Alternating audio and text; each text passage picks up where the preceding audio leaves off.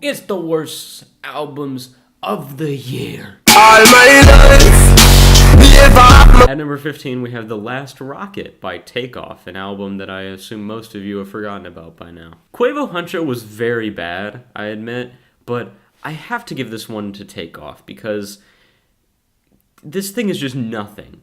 This album is just pure nothing. It's just Takeoff spitting some shitty bars, doing some shitty ad-libs, giving out some shitty hooks behind and backed by this really airy and just boring production, and talking about his like dreams of going to space or whatever. I don't know. It's really dumb. At number 14, we have Memories Don't Die by Tory Lanez, an album that is just a colossal mishmash of all of Tory's contemporaries as he desperately tries to sound exactly like them. And I don't even know... I didn't know who he was until I listened to this album, and I was just stunned at how not original this guy is. It is okay to have inspiration from other artists. I myself have inspiration from other people when it comes to my works of media. However, what makes stuff original from those inspirations is how you use elements from those inspirations to make something derivative. And Tory doesn't do that. At number 13, we got Egypt Station by Paul McCartney. This is just the definition of, hey, what are you crazy kids listening to, huh? Is this what all the cool kids are listening to? At number 12, we got Man of the Woods by Justin Timberlake. Man of the Woods is the exact opposite of Egypt Station, because on Egypt Station, Paul McCartney tried his best to connect with a new audience, whereas Justin Timberlake did his best to just show them his middle finger and just say, hey, you know, I'm going to make my own thing. It's going to be shit. You're going to hate it. You're going to wonder why I collabed with Pharrell on a experimental folk album when he's known for mostly New Orleans bounce. But I'm going to make it. Also, there's that weird interlude where his wife, Jessica Biel, narrates how cool it is to wear your male partner's shirt as a woman. It's like, oh, it feels like a piece of armor. It feels like I'm wearing his skin. It's just so fucking weird. At number 11, we have Days 69 by 6ix9ine, the Lil Xan of trap, who desperately tries to hide the fact that he has got nothing to say and absolutely nothing of value to offer to the music industry by shouting. Yay. Alrighty, it's time for the top 10. We made it past the first 5, and now it's time for the top 10. Coming in at number 10, we got Everything is Corrupt by Ice Cube.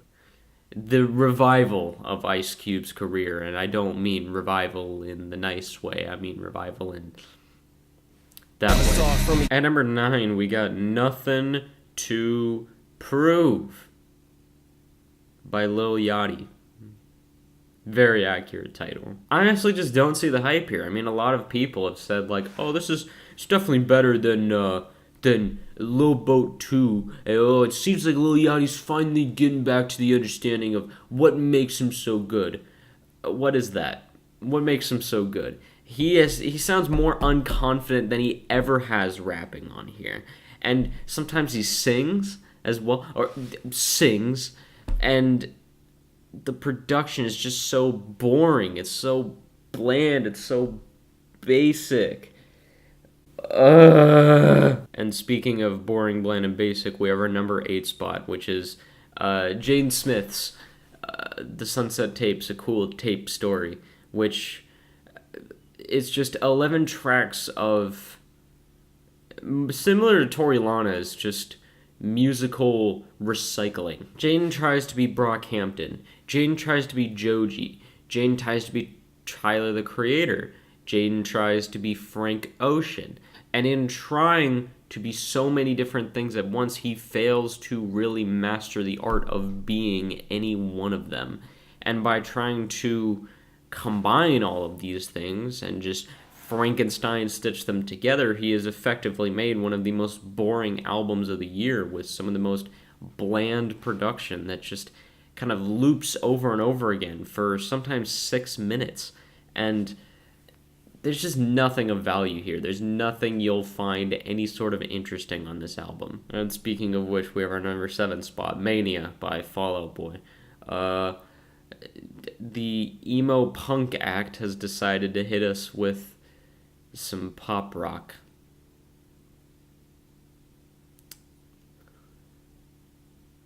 Great results. They play with some electronics. They do some experimentation, if you could really want to call it that. And none of it works. None of it works, but it's Fall Out Boy, so I expected that. At number 6, we have 4/876 by Sting and Shaggy. I talked about the title track in my worst songs of the year list, and goddamn, this album is a big load of dookie. This is the worst collab I've heard all year. Who thought these two would work together? Was this an executive decision? Because neither of these people are really that popular anymore, and both of them are just on their F game here. They're at their lowest. They're at the bottom of the fucking barrel. They don't work together. They sound like they're constantly fighting in the studio in between different takes, and then they just come back vocally wrecked from yelling at each other so much that their voices just sound stale and like they've got a massive sore throat. It's just so bad. Alright, top 5. Top 5, here we go. Top 5. Coming in. Kicking off the top 5. We got my boy, the computer himself. The learning AI.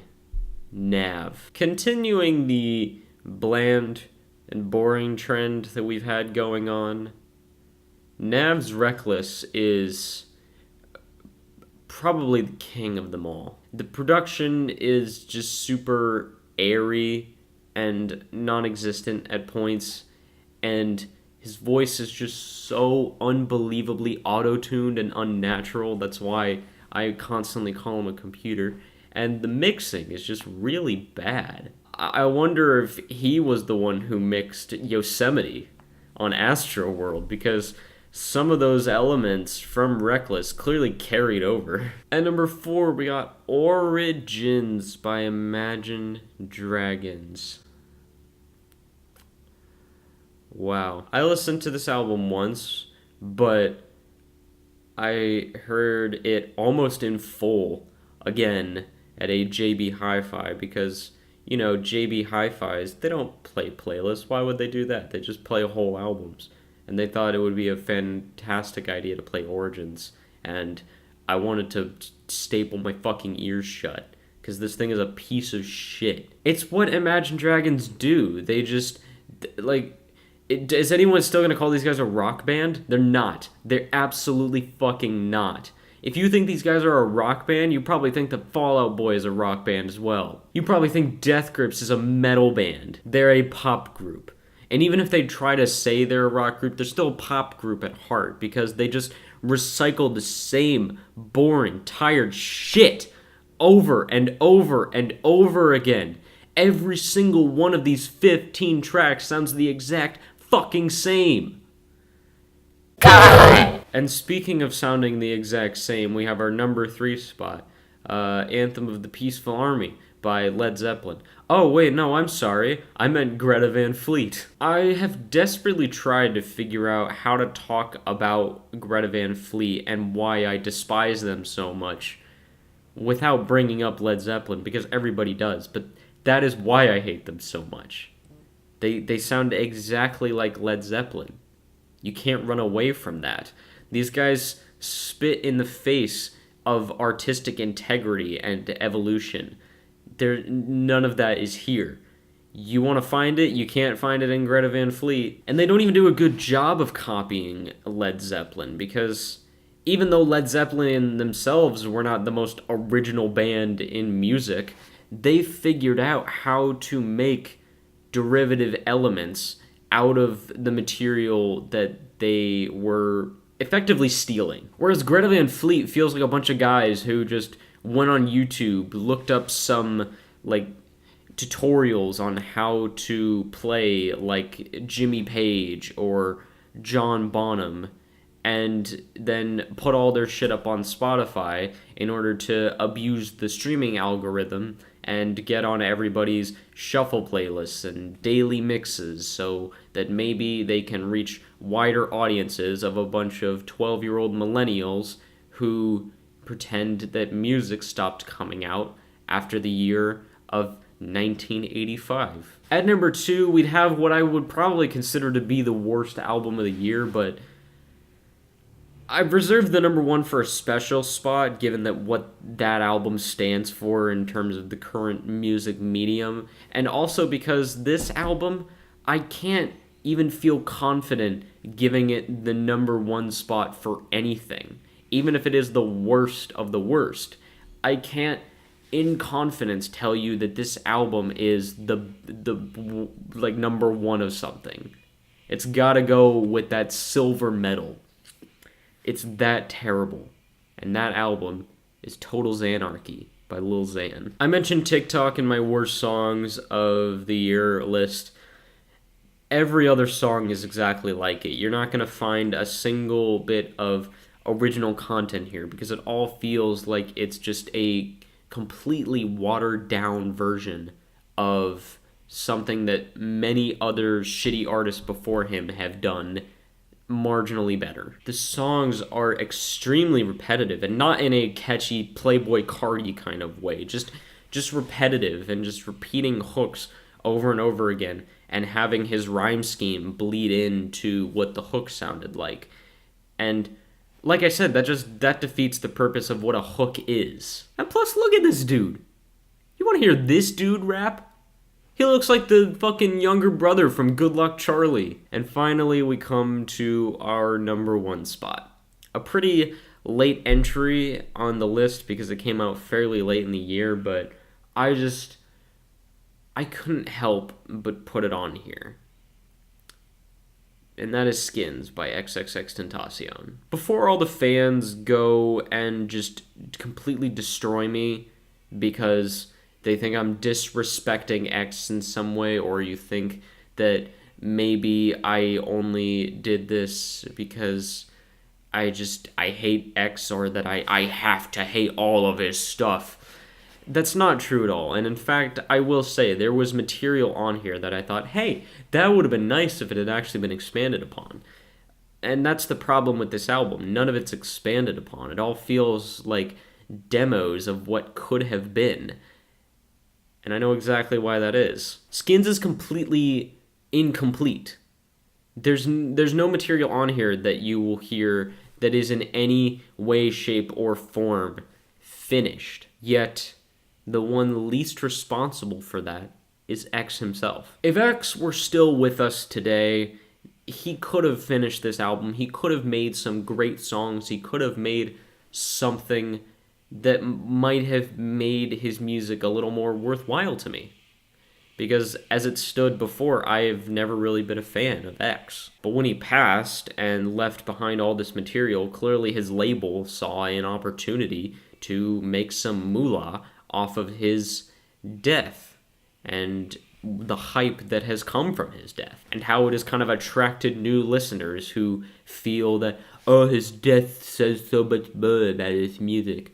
Just because someone died doesn't mean you have to like their fucking music. I'm not gonna turn around and say Revival's a classic if Eminem, died tomorrow. And I think that's the problem with this album. It completely worked. The hunch that this label had, that Bad Vibes Forever and Empire had, it was right. They made an album that sold well because they knew people would be attracted to it because of his death. The same shit feels like it's happening with Prince, who just off the heels of one posthumous release this year is going to have another one next year. And it could happen with Mac Miller as well. If it has yet to happen yet, it could still happen with David Bowie, or there could be more posthumous releases from Michael Jackson. That's why I hate Skins so much. It says so much about where we're at in the music industry and how greedy labels are, that they're willing to attempt to make money off of someone's passing. And no, I never liked X's music. No, I didn't think he was a very good person. No, I didn't see the hype that everyone had for him. But do I feel like he should have been gunned down in the middle of the street at the age of 20 and then had his death exploited for money and personal gain of someone else? No, I really don't. Even if that happened to Lil Xan, I'd feel bad. Even if that happened to Greta Van Fleet, I'd feel bad. And I'm really sorry that we have to end this video on that kind of down note.